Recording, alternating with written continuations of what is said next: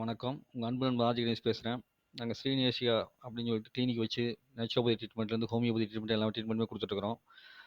அதில இயற்கை வைத்திய முறையில ட்ரீட்மெண்ட் பண்றதுனால, ஒரு பஞ்சபூத குளியல பத்தி உங்களுக்கு சொல்லணும்னு ஆசைப்பட்டேன். அது பஞ்சபூத குளியல்னு சொல்லலாம், பஞ்சபூத ட்ரீட்மெண்ட்னு சொல்லலாம், தெரப்பின்னு சொல்லலாம். சரிங்களா? அதில வந்து பார்த்தீங்கன்னா, ஃபர்ஸ்ட்டு இருக்கக்கூடியது வந்து சூரிய குளியல், அதாவது சன் பாத்து. 2வது இருக்கக்கூடியது வந்து பார்த்தீங்கன்னா, நீர் குளியல், வாட்டர் பாத்து. 3வது இருக்கக்கூடியது மண் குளியல், மட் பாத்து. 4வது இருக்கக்கூடியது வந்து வாழை இலை குளியல். 5வது இருக்கிறது வந்து பார்த்தீங்கன்னா, நீராவி குளியல். இப்படி நீங்க வந்து 5 வகையான குளியல வந்து நீங்க எடுத்துக்கலாம். ஒரு இயற்கை நல மருத்துவத்துக்கு குளியலுக்கு போனீங்க அப்படின்னா, உங்களுக்கு வந்து இந்த மாரி 5 வகையான குளியல வந்து உருவாக்குவாங்க. இது எல்லாமே வந்து பார்த்தீங்கன்னா, உங்களோட ஸ்கின்ஸ் வழியா வந்து ஃபர்ஸ்ட்டு வந்து டாக்ஸின்ஸ வெளியேற்றும். எந்த விதமான உள்ளுக்குள்ள ஒரு பிரஷர் பண்ணி, அழுத்தம் குடுத்து, அதெல்லாம் எதுவுமே பண்ணாம, நேச்சரே வந்து பார்த்தீங்கன்னா, உங்க ஸ்கின் வழியா போயி, உங்களுடைய டாக்ஸின்ஸ பூரா ரிமூவ் பண்றதுக்காக உருவாக்கப்பட்டது தான் இந்த 5 வகையான தெரப்பி. இந்த 5 வகையான தெரப்பியுமே வந்து பார்த்தீங்கன்னா, சூரியன் இல்லாம நடக்கிறதுக்கு வாய்ப்பு ரொம்ப கம்மி. சூரிய குளியல் டைரக்டாவே நம்ம சூரியன்ட்ட வந்து நம்ம அப்ரோச் பண்ணுவோம். வாட்டர் குளியல் வந்து பார்த்தீங்கன்னா, ஓரளவுக்கு ஓப்பன் ஸ்பேஸ்ல தான் வந்து நம்ம வந்து பண்ணுவோம். ரொம்ப கோல்டா இருக்கும்போது வாட்டர் குளியல் பண்ண மாட்டாங்க. ஸோ ஓரளவுக்கு வந்து சூடு இருக்கிற சமயத்தில, சூரியனுடைய சூடு இருக்கிற சமயத்தில தான் வாட்டர் குளியல் பண்ணணும். கோல்டு இருக்கிற சமயத்தில பண்ணோம்னா, நம்மளுக்கு வந்து சளி ஓவரா புடிச்சுச்சுனா வம்பு. அதனால வந்து நீர் குளியல வந்து கோல்டு சமயத்தில பண்ணக்கூடாது. அதுக்கப்புறம் பார்த்தீங்கன்னா, மண் மண் குளியலும் அதே மாரி தான். மண்ல வந்து இது அப்ளை பண்ணிட்டு, சூரியன வந்து நம்ம அப்ரோச் பண்ணி தான் நம்ம சூரியன்ட்டருந்து சக்திய வாங்கி, மண் மூலமா சக்திய வாங்கி தான் நம்ம வந்து அந்த குளியல பண்ணுவோம். அதுக்கப்புறம் வந்து வாழ இலை குளியல் அப்படிங்கிறதும் அதே மாரி தான். இலையில வந்து நம்ம சுத்திட்டு அப்படியே ஒரு கோல்டு ஸ்பேஸ்ல போய் படுத்துறக்கூடாது. சூரியன் இருக்கக்கூடிய சமயத்தில தான் பண்ணணும். கோல்டு ஸ்பேஸ்ல கண்டிப்பா பண்ணக்கூடாது. சரிங்களா? கோல்டு ஸ்பேஸ்ல பண்றாங்க அப்படின்னா, அது வந்து தகுந்த இயற்கை மருத்துவருக்கு அது எதுக்காக பண்றாங்கன்னு தெரியும். அதுக்கான குளியல் வந்து வாழை குளியல். அதுக்கப்புறம் நீராவி குளியல். இந்த நீராவி குளியல் வந்து பார்த்தீங்கன்னா, ரொம்ப சூடு இருக்கிற சமயத்தில பண்ணாம, ஓரளவுக்கு நார்மல் சூடு இருக்கக்கூடிய சமயத்தில அதிகாலையில, இல்லைன்னா அதிகாலைனா ஒரு 6 மணி, 7 மணிக்கு அந்த மாரி, இல்ல ஈவினிங் டைம் அந்த மாரி நேரத்தில தான் வந்து நீராவி குளியல் வந்து மேக்ஸிமம் பண்ணுவாங்க. ரொம்ப மிட் நைட்ல ரொம்ப ரொம்ப அதிகாலை 3 மணிக்கு அந்த மாரி நேரத்திலலாம் வந்து நீராவி குளியல் பண்றது வந்து நம்ம உடம்புக்கு வந்து ஒவ்வாதா இருக்கும்.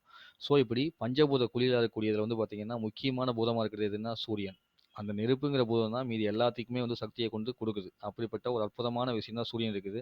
அதனால தினந்தோறும் நீங்க என்ன பண்ணலாம்னா, சூரிய குளியல் வந்து பண்றதுக்கு வந்து முயற்சி பண்ணலாம். நீங்க சும்மா அப்படியே வீட்ல வந்து ஒரு ஆஃப் பாதி உடம்போட கூட நீங்க ஆடை, வேட்டி மட்டும் கட்டிட்டு ஒரு 5 நிமிஷம் வந்து சூரியன்ட்ட நிக்கலாம். இல்ல சூரியன் அதிகாலை சூரியன்ட்ட சும்மா வாக்கிங் போலாம். அந்த மாரிலாம் பண்ணலாம். அப்படி பண்ணலாம்.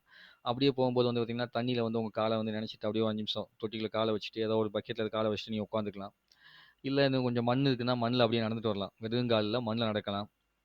அப்புறம் இலை இருந்துச்சு அப்படின்னா, அந்த இலை மேல கைய வச்சுக்கலாம். அந்த இலையில வந்து உட்காந்துக்கலாம் நீங்க. அது மாரி பண்ணலாம். நீராவின்னா சுடுதண்ணி லேசா வச்சு வெதுவெதுப்பான நீர்ல வந்து குளிக்கலாம். அந்த ஆவிய வந்து மேல வந்து படுற மாரி நீங்க பண்ணலாம். இது குளிக்கிறத விட அந்த ஆவி வந்து உங்க மேல படுற மாரி பண்ணிக்கலாம். இப்படி நீங்க 5 குளியல வந்து ரொம்ப சிம்பிளாவும் நீங்க பண்ணலாம்.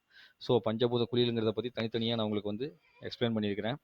இது பஞ்சபூதமும் சேர்ந்த மாரி இருக்கிறதுக்காக தான் இத ஒவ்வொன்னையும் வந்து உங்ககிட்ட காமிச்சு பேசியிருக்கிறேன். ஸோ பஞ்சபூத குளியல்ங்கிறது வந்து ஒரு மனிதனுக்கு முக்கியமா தேவைப்படுது. எல்லா இடத்துலயுமே பஞ்சபூதம் தான் இருக்குது. ஸோ குளியல்லயும் பஞ்சபூதம் இருக்குது. அந்த பஞ்சபூத குளியல்ல நம்ம நெறைய விஷயத்த வந்து அழிச்சிட்டோம். முன்ன வந்து நம்ம ஆறுல இருக்கும்போது என்ன பண்ணுவோம்னா, ஆத்துல இறங்கி குளிப்போம். குளிச்சு முடிச்சுட்டு நம்ம என்ன பண்ணுவோம்னா, உட்காந்து கொஞ்ச நேரம் மண்ணுல உட்காந்து பேசிட்டு, சாமியெல்லாம் கும்பிட்டு, அங்க உட்காந்து தியானம் பண்ணி மரத்துக்கிட்ட உட்காந்து தியானம் பண்ணிட்டு, அதுக்கப்புறமா எந்திரிச்சு வெளிய வரும்போது அந்த சூடான காத்து நம்ம உடம்புல படுறது. இந்த மாரி நெறைய விஷயம் வந்து நேச்சுரலாவே நம்மளுக்கு கிடைச்சிட்டு இருந்துச்சு. இதுக்குன்னு தனியா பண்ண வேண்டியதில்ல.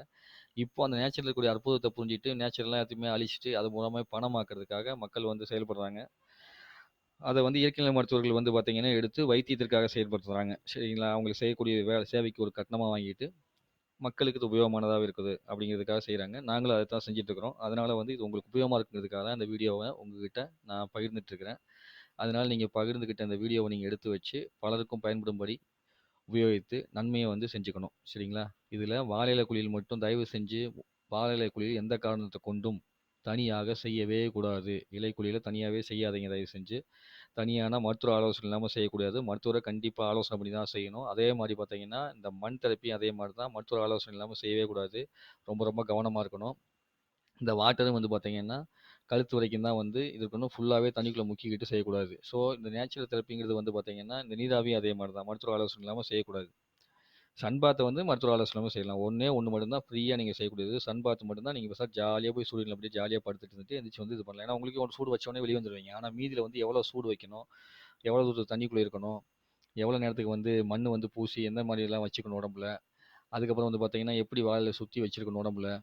நீராவி வந்து எவ்வளோ ஹீட்டாக இருக்கணும், எந்த அளவுக்கு வந்து அந்த ஆவி நம்ம உடம்புல படணும். இந்த கண்டிஷன்ஸ் வந்து ஒரு இயற்கை நல மருத்துவருக்கு தான் தெரியும். அவங்கள கேட்டுட்டு நீங்கள் அதுக்கு தகுந்த மாதிரி நீங்கள் இந்த குளியல் எடுத்துக்கணும்னு கேட்டுக்கிறேன். அதுக்காக தான் அந்த மொத்த வீடியோவும் போட்டு உங்ககிட்ட பேசியிருக்கிறேன். நன்றி, வணக்கம். உங்கள் அன்பு நண்பன் ஆர்ஜே கணேஷ். எங்களுடைய கிளினிக் வந்தீங்கனாலும் உங்களுக்கு தகுந்த ஆலோசனை கொடுத்து, உங்களுக்கு தேவையான ட்ரீட்மெண்ட் இருந்ததுன்னா அந்த ட்ரீட்மெண்ட் நான் உங்களுக்கு கொடுப்போம். இல்லை என்ன மாதிரி ட்ரீட்மெண்ட் எடுக்கணும்னு ஆலோசனை கொடுத்து உங்களை அனுப்பிச்சி வைப்போம். சரிங்களா? நன்றி, வணக்கம்.